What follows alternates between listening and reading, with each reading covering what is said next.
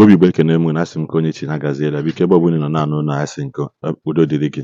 Biko o nwe ihe na-ege iwuru ndị Igbo anyị bụ na ọ naghị afịa ahụ ndị mmadụ etụọ mmadụ ibe ha na-alụsị, maka na o nwere vidiyo anyị na-aga ya fụwa sometime fụkwa ya afụ na atụọ na mmadụ na-alụsị a na-ekwu naanị ekwu agbapụrụ onye anya ahụ egbe.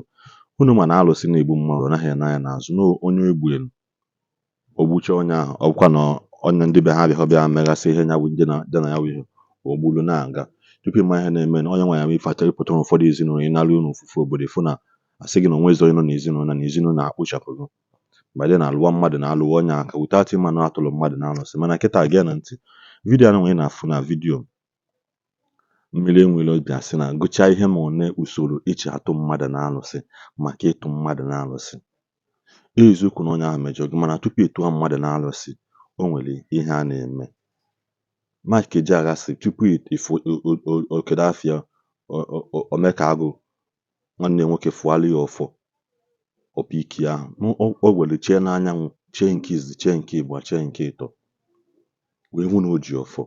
Ijidegodo ọfọ ahụ anyị ma na iji ọfọ, mana biko o nwere ka esi eme ya wee tupu ịtụọ mmadụ na-alụsị iburugodo ụzọ kpọkọwa mmadụ one ma one. Biko na vidiyo akwụ n'ofu ihe mmiri enwe okwu maka na anyị na-egodi vidiyo wee fụ na tupu anyị tinye okwu alụnwụlụ na nyawụ vidiyo bụ nke metụtara ya nyawụ ihe na-agbasa ozi anyị bụ n'obi wee bịa nenenyo. Nwanne m nwoke ejiro gama atụ alụsị na ịwara anya rinne na ịbụ nnegwu mmadụ maọbụ na onye nwa melụ gị nke nwa ịgbalụjewe na alụsị.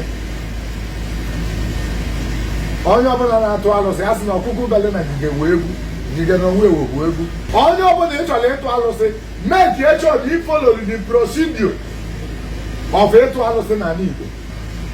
Ụbọchị bụrụ gboo tupu ịtụọ mmadụ alụsị ị ga-akpọ onye bụ ikpe na alụsị a ga-ebuzo kpọgodo ikpe a nwere ike ikpe ebe ahụ ibe dịka ugboro na-asaa ọ bụrụ na ebe ugboro na-anọ ọ bụ na ebe ahịa ebe na ama ntụ alụsị na ndị eze alụsị ma ndị nze na ọzọ ga-atụrụ anyị gaba mmegolu ka udo dị.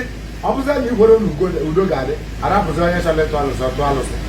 Ọ bụrụ na mmadụ riri ego gị, ọ bụrụ na m nwere ajọ ihe mmadụ mere gị maka mara ka ị ga-esi wee mee maka mara ka ị ga-esi wee nachi ego gị.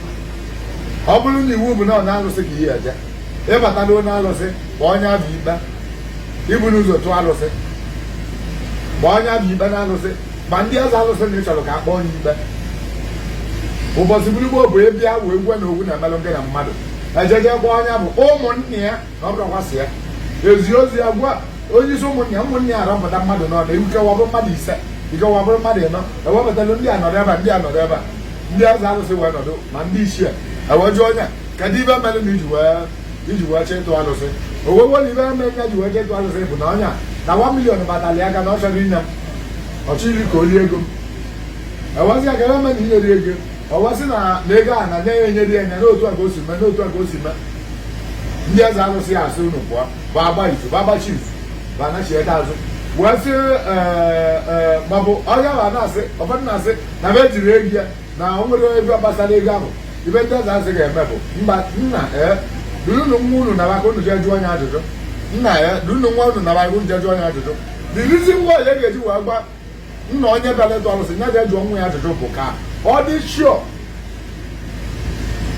na ebe ebubo na-ebodo onye a na ọ mere ya maka na ejiri ọ dịka atụ alụsị dịka na ije na-etụ alụsị na ibe gị ifuru ị na-asị na ọ dịkwana m ka Amechi were ya bụ ibe na Amechi were mgbe ọ bịara n'ibe ọ nwere mgbe ọ bịara na be m na ọ dị m ka Amechi were ya ejiri ọ dịka ebe ori ị ga-ejide n'aka wee gbuo ya ori ịbata ịtụ alụsị ị na-asị alụsị gbuo ori ga-amechi na Amechi were ego gị alụsị ekwunye ya jebe.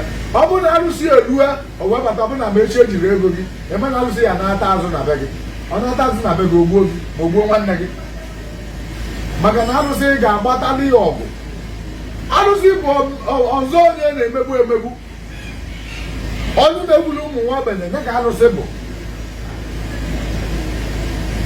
Ọ bụrụ na ị chere ịtụ mmadụ alụsị na-ewere ebe onye bụ mere gị ma ga edechuo na o nwere ebe onye a mere gị adịrị atụ alụsị na maka otu ọ bụ na mụ bụ alụsị gị taa nwa m etolite ọbata ọsị na anya chọrọ ịtụ mmadụ alụsị na ma papịa bụ alụsị ị maka onye papịa bụ na-eje gịta nya tụọ gị alụsị imeze mmadụ such threat maka arụsị egbuo gị.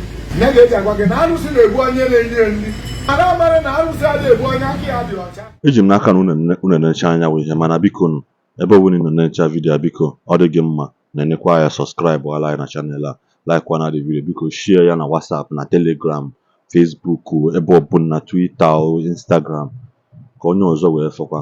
Maka ịtụ mmadụ na alụsị, ama m na onye emejogo gị, mana ngụwakwa na-asị mmadụ na onwe ihe ọ ya eme, ichefue mana ijighị ọfọ ijighị ogu, ị na-asị mmadụ na onwe ihe ị na-eme. Ọsọ gị gbaba anụ ụka mana iji mmadụ ụgwọ. The Bible said that a borrower is always a slave to the lender. Ohe Bible ukwu.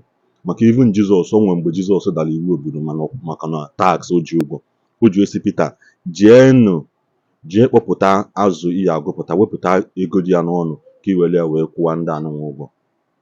Maka as long as anyị nọ n'obodo, ị nọ n'ụwa, ị nọ n'obodo mmadụ, ị nọ n'obodo gị na mmadụ mekọrọ ihe, there is a law governing this earth bụ na ihe eji rụrụ ụgwọ, they must pay to the tax masters. Another person nọkwa na Bible, one man of God, a prophet nọ na Bible, wee jide mmadụ ụgwọ wee nwụọ. Bible made us to understand that his children were meant to be taken away to the slave masters.